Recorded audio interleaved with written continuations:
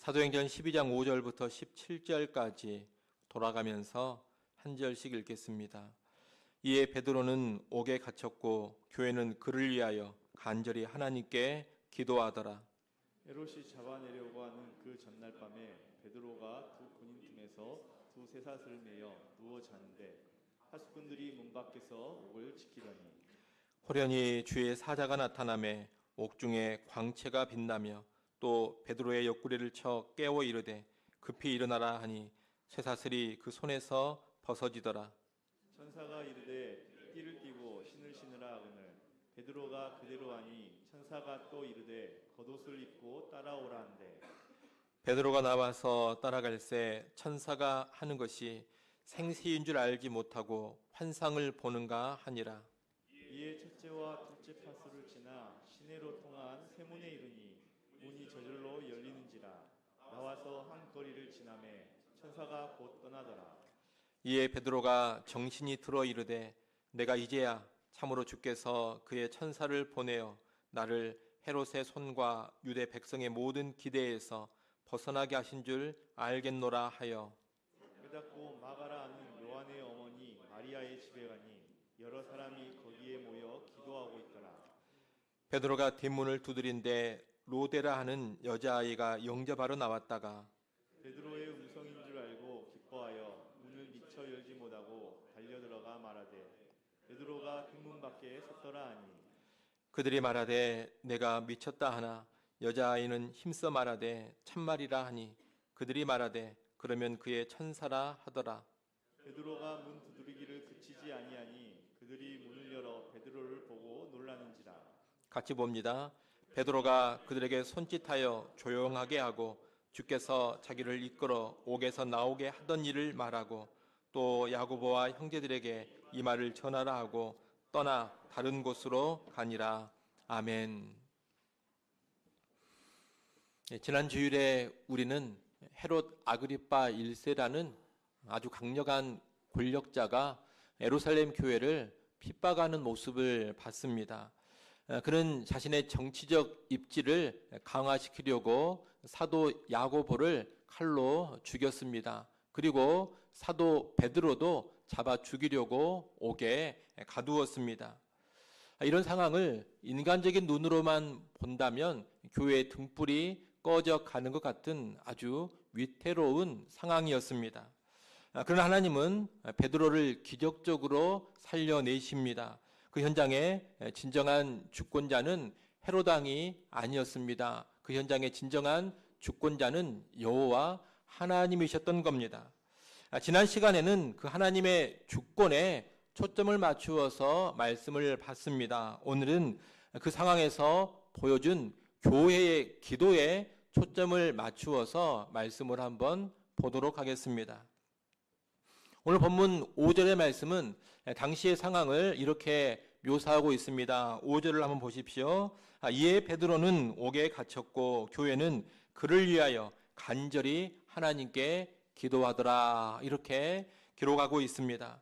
우리는 여기서 이에 기도하더라라는 어구에 주목할 수 있어야 하겠습니다. 지금 세상 권력은 칼을 들고 위협하면서 베드로를 옥에 가두었습니다. 그때 교회가 위기 앞에서 보인 반응이 무엇입니까? 교회가 뭘 했습니까? 교회는 기도의 무릎을 꿇었습니다. 세상이 힘과 공포로 교회를 짓누르려고 할 때 교회는 주권자가 되시는 하나님의 도움을 구하면서 하나님 앞에 나아간 겁니다. 여러분, 바로 이것이 교회의 정체성입니다. 교회는 위기가 닥쳤을 때 당황하거나 소란을 피우지 않습니다. 또 교회는 위기 앞에서 인간적인 방법을 찾는데 급급하지도 않습니다. 또는 무기력해져서 낭망하고 좌절하지도 않습니다. 교회는 위기 앞에서 언제나 무엇으로 반응하는 공동체냐? 위기 앞에서 언제나 기도로 반응하는 공동체인 겁니다. 간혹 교회가 위기의식을 느끼면 교회가 가지고 있는 힘을 과시하려고 할 때가 있습니다. 특히 우리나라와 같은 경우 그러기가 쉽습니다. 나름 교회가 세력이 있고 교회가 나름 돈도 있고 힘도 있기 때문입니다. 그래서 교회가 뭔가 위기 앞에 섰다 그러면 시위를 하거나 집회를 하면서 우리의 힘이, 우리의 세력이 이 정도다라는 것을 보여주려고 합니다. 표를 의식하는 정치인들을 압박해서 뭔가 바꾸어 보려고 하는 겁니다. 이 정치인들이 겁을 먹고 교회 눈치를 보게 하려고 합니다. 하지만 그런 태도는 기본적으로 바람직하지는 않습니다. 교회는 위기 앞에서 하나님께 나아가 무릎을 꿇는 공동체지 세상 사람들 앞에서 시위하며 우리의 힘을 보여주려고 하는, 우리의 세력을 과시하려고 하는 그런 공동체가 아니기 때문입니다. 교회만이 아니라 우리 그리스도인 각자의 삶에 있어서도 마찬가지입니다. 신자는 인생의 위기가 닥치면 가장 먼저 무엇을 하는 사람이냐? 가장 먼저 하나님께 나아가 무릎을 꿇는 사람입니다. 내 힘과 내 권력과 내 재력을 앞세우는 것이 아닙니다. 위기의 앞에서 그런 것들을 내려놓고 먼저 기도하는 사람이 신자인 겁니다. 주변에 돈 있는 사람, 주변에 힘 있는 사람, 주변에 권력 있는 사람을 찾아 나서는 것이 아니라 가장 먼저 하나님께 나가고 하나님을 찾는 사람, 여러분 이 사람이 바로 그리스도인, 이 사람이 바로 신자입니다. 존 녹스라는 사람이 있습니다. 스코틀랜드의 종교개혁자입니다. 그는 종교개혁 당시에 로마 카톨릭 세력으로부터 아주 극심한 박해를 받으면서 생명의 위협 가운데 있었습니다. 당시의 권력자였던 스코틀랜드의 메리 여왕은 개신교를 탄압하면서 군대의 힘을 과시했습니다. 하지만 존 녹스는 칼을 든 군대 앞에서 힘으로 맞서지 않고 골방으로 들어가 하나님 앞에 엎드려 간절히 기도했습니다. 하나님, 나에게 스코틀랜드를 주시든지 아니면 나에게 죽음을 주십시오. 그런 필사의 기도를 올렸습니다. 그 뒤에 존 녹스는 놀라운 담대함과 능력으로 스코틀랜드의 종교 개혁을 성공시켰습니다. 훗날 메리 여왕은 이렇게 고백을 합니다. 나는 영국의 모든 군대보다 존 녹스 한 사람의 기도가 더 무섭다. 하나님께 무릎 꿇은 자가 칼을 든 자를 두렵게 만든 겁니다. 오늘 본문의 헤롯 왕은 쇠문과 쇠사슬과 16명의 파수꾼으로 베드로를 잡아 가두면 일이 다 끝난다, 그렇게 생각을 했습니다. 내가 가지고 있는 권력의 칼로 얼마든지 사도 베드로를 쳐 죽일 수 있고 교회도 무너뜨릴 수 있다고 생각을 했습니다. 하지만 그는 성도들의 기도를 계산에 넣지 못했습니다. 그 기도 가운데 일하시는 권능의 하나님을 전혀 생각하지 못했습니다. 하나님이 일하시니 그 대단한 권력자의 계획이 수포로 돌아가 버리지 않습니까? 여러분, 기도는 결코 초라한 것이 아닙니다. 기도는 무기력한 탄식도 아니고 그저 하소연이나 늘어놓는 것이 아닙니다. 기도는 만왕의 왕이신 하나님과 맞닿는 권능의 통로입니다. 그러기에 교회는 핍박하는 세상 권력 앞에서 교회의 힘이나 교회의 세력을 과시하지 않습니다. 살아계신 하나님, 진정한 권능자이신 그 하나님께 나아가서 무릎을 꿇습니다. 그렇게 기도하는 교회, 기도하는 신자가 핍박하는 세상 권력을 넉넉히 이기는 겁니다. 여러분, 위기 앞에서 교회와 신자가 붙들어야 될 유일한 무기는 기도라는 것을 마음 깊이 새기시기를 바랍니다. 기도의 무기를 마음 깊이 새기시고 위기가 닥치면 가장 먼저 무릎 꿇을 줄 아는 우리 교회 그리고 성도들이 될 수 있기를 간절히 바랍니다. 그런데 우리는 하나님의 주권이라는 것을 생각할 때 이런 기도와 연관해서 한 가지 질문을 던지게 됩니다. 어떤 질문이냐? 하나님께서 당신의 주권대로 행하시는 그런 분이라면, 그분의 뜻대로 주권적으로 일해 가시는 분이라면 굳이 우리가 기도할 필요가 있는가라는 질문입니다. 여러분, 이 예루살렘 교회에 핍박이 왔을 때 먼저 누가 죽었습니까? 사도 야고보가 죽었습니다. 사도 야고보가 체포되어 사형을 앞두고 있을 때, 여러분 그때 예루살렘 교회가 기도를 안 했을까요? 베드로를 위해서는 기도해 줬는데 야고보를 위해서는 전혀 기도하지 않았겠습니까? 그렇지 않습니다. 야고보가 위기에 처했을 때도 예루살렘 교회는 야고보를 위해서 간절히 기도했을 겁니다. 하지만 야고보는 어떻게 됐습니까? 야고보는 순교했습니다. 그런데 베드로는 살아났습니다. 이것은 하나님의 주권이라고 지난 시간에 충분히 말씀을 드렸습니다. 하나님의 주권적인 뜻 가운데 야고보는 순교했고 베드로는 기적적으로 살아난 겁니다. 그러니 기도를 해도 결국 하나님의 주권적인 뜻대로 되는데 우리가 굳이 기도할 필요가 있는가, 이런 의문이 생긴다는 겁니다. 하나님의 주권을 인정하는 사람이라면 충분히 가질 수 있는 의문입니다. 그런데 그럼에도 불구하고 우리가 기도해야 하는 이유는 무엇입니까? 그것은 주권자이신 하나님께서 교회의 기도, 신자의 기도를 사용하시기 때문입니다. 이것을 잘 보여주는 비유가 있습니다. 여러분, 배를 타고 가다가 부두에 내리려고 하면 배에 밧줄을 던져서 부두의 기둥에 걸고 그 줄을 잡아당깁니다. 그러면 어떻게 됩니까? 부두의 기둥에 배에서 던진 밧줄을 딱 묶어두고 그 줄을 당기면 거대한 부두가 나에게로 딸려오는 것이 아닙니다. 거대한 부두가 나에게로 딸려오는 것이 아니라 내가 탄 배가 부두 쪽으로 끌려갑니다. 기도가 마치 이와 같은 겁니다. 기도는 내가 밧줄을 던져서 하나님을 내 마음대로 이리저리 끌고 다니는 게 아닙니다. 기도라는 것은 내가 밧줄을 던져서 하나님을 내 편으로 끌고 오는 게 아닙니다. 기도의 줄을 던져서 우리가 당기다 보면 내 생각과 내 인생의 배가 주권자 하나님이라는 거대한 부두에 가 닿게 되는 겁니다. 하나님은 우리의 기도를 통로로 삼아서 당신의 주권적인 능력을 나타내십니다. 우리가 구하고 우리가 원하는 제목 그대로 다 이루어지는 것은 아닙니다. 하지만 그 기도 가운데 우리는 하나님의 주권적 일하심에 동참을 하게 되는 것이고 하나님의 일하심을 보게 되는 겁니다. 또 기도하는 과정을 통해서 주권자 하나님은 우리를 변화시켜 가십니다. 우리를 변화시키는 일을 기도 가운데 행하신다는 겁니다. 기도를 통해 우리는 하나님과 교제하며 하나님과 더 깊은 관계 속으로 들어갑니다. 그러면서 우리의 믿음이 성장해 갑니다.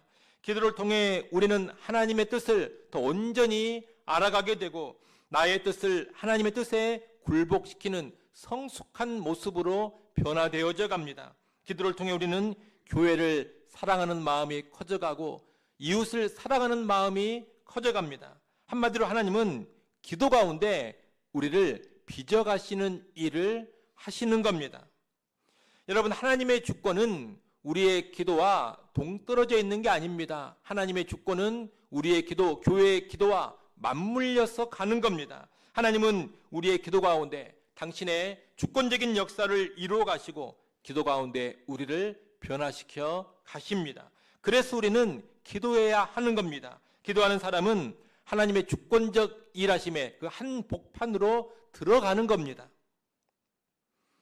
그러면 우리는 어떻게 기도해야 하겠습니까? 오늘 본문에 보면 기도의 태도 두 가지를 잘 보여주고 있습니다. 하나는 간절함입니다. 5절을 다시 보십시오. 5절에 보면 교회는 간절히 기도했다 그럽니다. 이 간절히라는 단어는 헬라어로 액테노스라는 단어입니다. 이 액테노스라는 단어는 줄을 팽팽하게 잡아당기다 이런 어원을 가지고 있습니다. 줄을 팽팽하게 잡아당기는 것이 액테노스입니다. 예수님께서 겟세마네 동산에서 땀방울이 핏방울이 되도록 기도하실 때 사용된 표현도 바로 이 액테노스입니다. 교회가 간절하게 기도했다 이 말은 느슨하게 헐렁헐렁하게 기도하지 않았다 이 말입니다. 주를 팽팽하게 당기는 것처럼 온 신경을 집중해서 열과 성을 다하여서 뜨겁게 열렬하게 기도했다는 겁니다. 당시 교회의 기도는 한가롭게 노닥거리는, 한가롭게 논의는 그런 기도가 아니었습니다. 긴장을 풀고 릴렉스하는 그런 기도가 아니었습니다. 생명을 건 사투와도 같은 기도를 교회는 드렸던 겁니다. 여러분, 기도라는 것은 기본적으로 그렇게 하는 겁니다. 기도는 기본적으로 간절히 하는 겁니다. 팽팽하게, 뜨겁게, 열렬하게 하는 겁니다. 그래서 기도라는 것은 힘든 일입니다. 기도는 지치는 일입니다. 영적인 노동이다, 이렇게 말할 수 있는 것이 기도인 겁니다. 그런 간절한 기도가 역사하는 힘이 있습니다. 그러니 오늘 우리의 기도도 간절함이 있어야겠습니다. 여러분, 기도한다 그럴 때 설렁설렁 기도하지 마십시오. 팽팽한 긴장감이 다 사라져버린 채 잡념에 사로잡히는 그런 기도, 졸다깼다 하는 그런 기도, 하는 둥 마는 둥 하는 그런 기도, 여러분 그런 기도를 올리지 말라는 겁니다. 기도한다 그러면 주를 팽팽하게 당기는 그런 심정으로 간절하게 기도해야 합니다. 열렬하게 기도해야 합니다. 그것이 기도에 합당한 태도입니다. 오늘 본문에서 보여주는 또 하나의 태도는 합심입니다. 베드로가 감옥을 빠져나와서 가장 먼저 달려간 곳은 마가의 어머니 마리아의 집이었습니다. 그런데 그 밤중에 성도들이 마리아의 집에 함께 모여서 기도하고 있었습니다. 함께 모여 합심으로 기도하고 있었던 겁니다. 여러분, 개인의 기도도 소중합니다만 성도들이 함께 모여서 마음을 모아 기도하는 기도는 훨씬 더 강력합니다.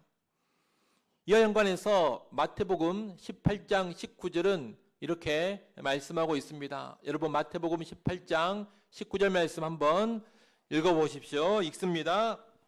진실로 다시 너희에게 이르노니 너희 중에 두 사람이 땅에서 합심하여 무엇이든지 구하면 하늘에 계신 내 아버지께서 그들을 위하여 이루게 하시리라.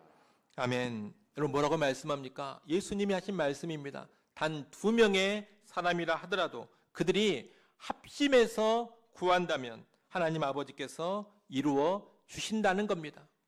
여러분, 합심의 기도는 이만큼 능력이 있는 기도입니다. 그러니 우리는 개인적으로도 기도해야 하겠습니다만 2사람, 3사람이 함께 모여 기도할 줄 알아야 합니다. 구역이 모여서 기도할 줄 알아야 하고 기관이 모여서 기도할 줄 알아야 합니다. 또 온 교회가 함께 모여서 기도할 줄도 알아야 합니다. 우리가 신자라면 모여서 기도하는 일을 결코 무시하면 안 됩니다. 모여서 기도하는 일을 무시하는 사람은 절대로 제대로 기도하는 사람이 아닙니다. 교회 구성원이라면 모여서 합심하여 기도할 줄 알아야 하는 겁니다.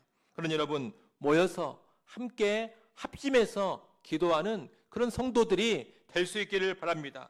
우리에게 그런 합심의 기도의 불길이 더 타오를 수 있기를 간절히 바랍니다.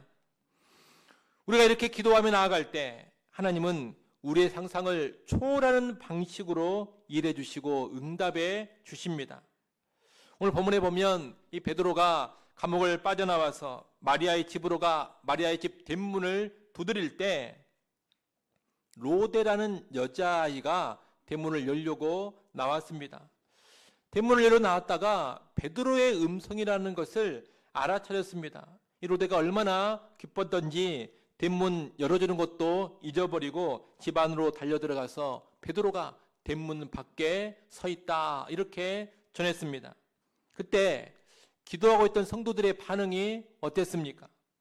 기도하고 있던 성도들은 로데의 말을 듣고 로데, 네가 지금 제정신이 아니구나, 이렇게 말했습니다. 그래도 로데가 아니다, 분명히 베드로가 지금 와 있다라고 강변을 하니까 그러면 베드로의 천사, 베드로의 수호 천사일 것이다, 그렇게 말했습니다. 믿지를 못했던 겁니다. 이 장면을 보고서 어떤 사람들은 이 성도들이 모여서 기도는 하고 있었는데 기도가 응답되리라는 믿음은 전혀 없었다, 이렇게 말하기도 합니다. 그렇게 말할 수도 있겠습니다만 그렇게 볼 것은 아닙니다. 이들이 로대의 말을 못 믿은 것은 기도 응답에 대한 확신이 없었다기보다 하나님의 응답이 자기들의 생각, 자기들의 기대를 너무나도 앞질러 가버렸기 때문입니다.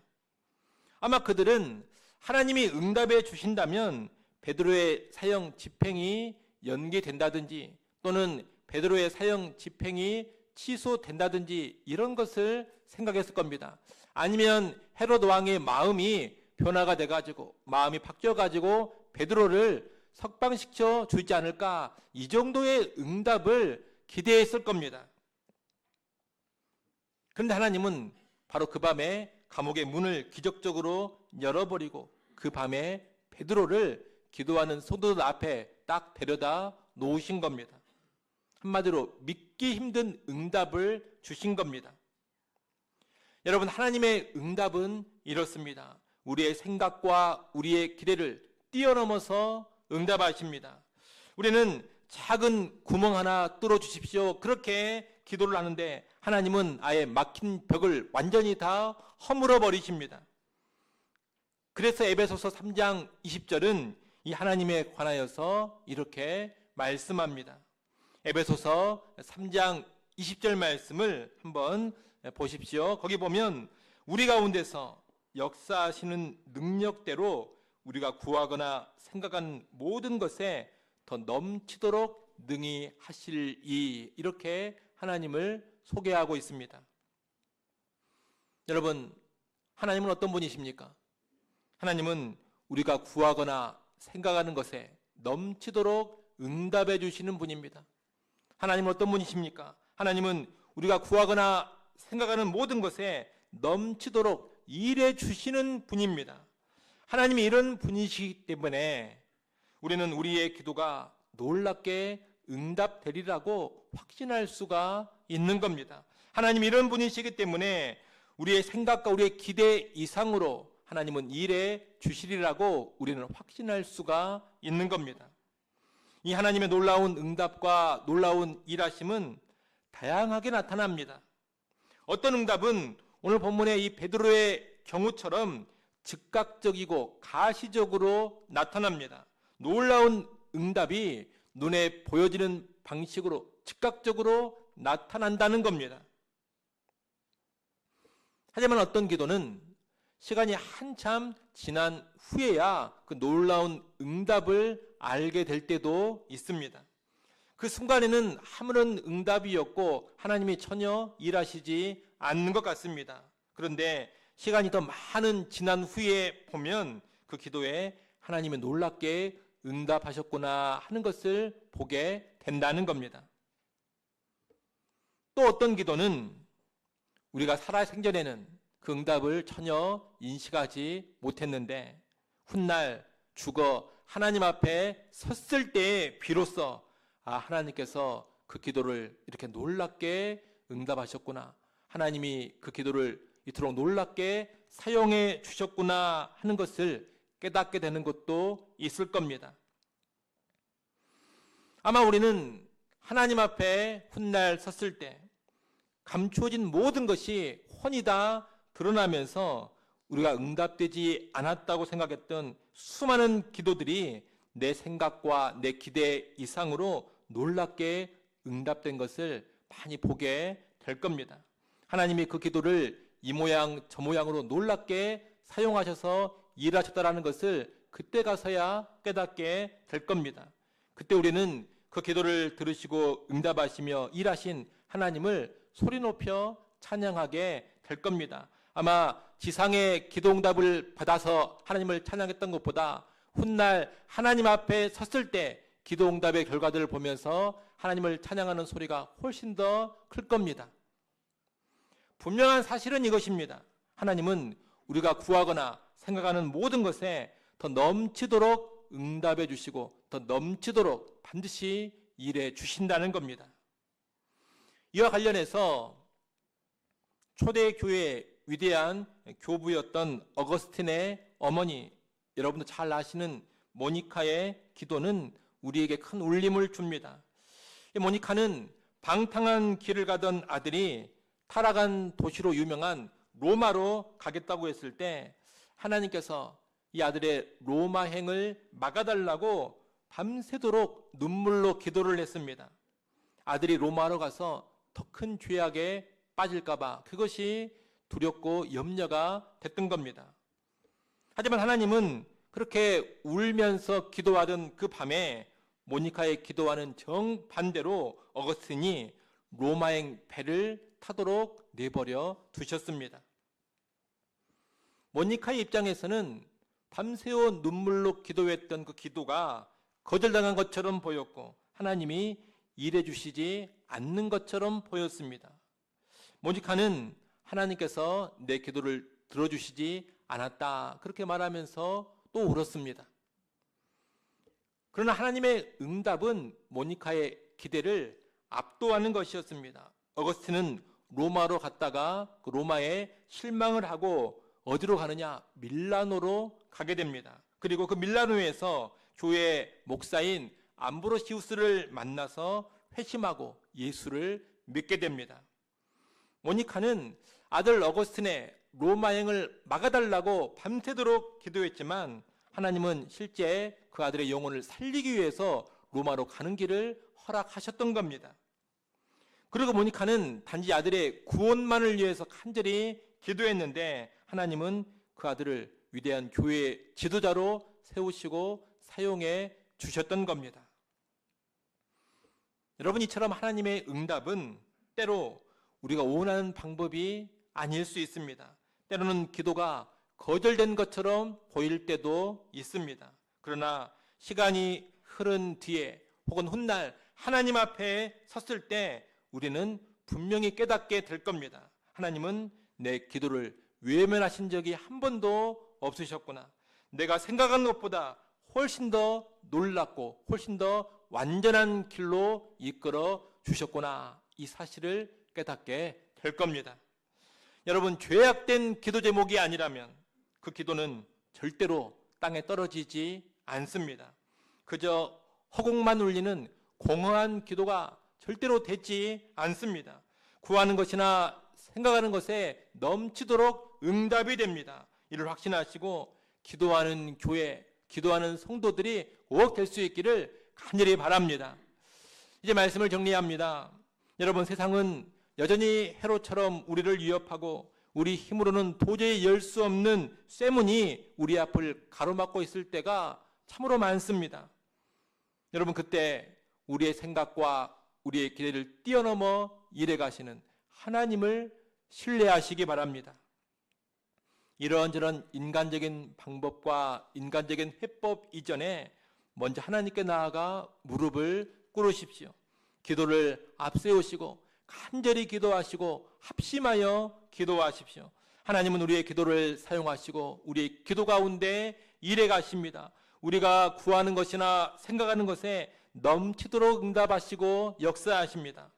오늘 본문의 뒷부분을 보면 베드로는 교회의 기도 가운데 자신을 살리신 하나님의 기적을 성도들에게 알리며 간증을 했습니다. 이 베드로의 간증은 핍박 가운데 있는 교회 성도들에게 큰 위로와 힘과 격려가 되었을 것입니다. 그리고 성도들은 하나님을 찬양하게 됐을 겁니다. 기도는 언제나 이런 결과를 가져오는 겁니다. 그러니 여러분, 모든 위기 앞에 기도로 반응하시기를 바랍니다. 그래서 놀라운 하나님의 응답을 받으시고 하나님께 감사와 찬양과 영광을 돌릴 수 있기를 주의 이름으로 축원합니다. 기도합니다. 사랑과 능력이 풍성하신 하나님 아버지, 환난과 위기 앞에서도 소란을 피우지 않고 가장 먼저 하나님 앞에 나아가 무릎 꿇는 기도의 공동체가 되게 하여 주시옵소서. 우리의 생각과 우리의 기대를 뛰어넘어 일하시는 하나님의 주권을 신뢰하며 간절함과 합심으로 하늘의 문을 여는 기도의 사람들이 다 되게 하여 주시옵소서. 우리가 구하거나 생각하는 모든 것에 넘치도록 응답하실 하나님을 믿고 기대합니다. 닫힌 쇠문이 열리고 묶인 쇠사슬이 풀리는 일들을 우리의 삶 가운데 허락하여 주시옵소서. 기도 가운데 일하시고 응답하실 하나님을 찬양하오며 예수님의 이름으로 기도드리옵나이다. 아멘.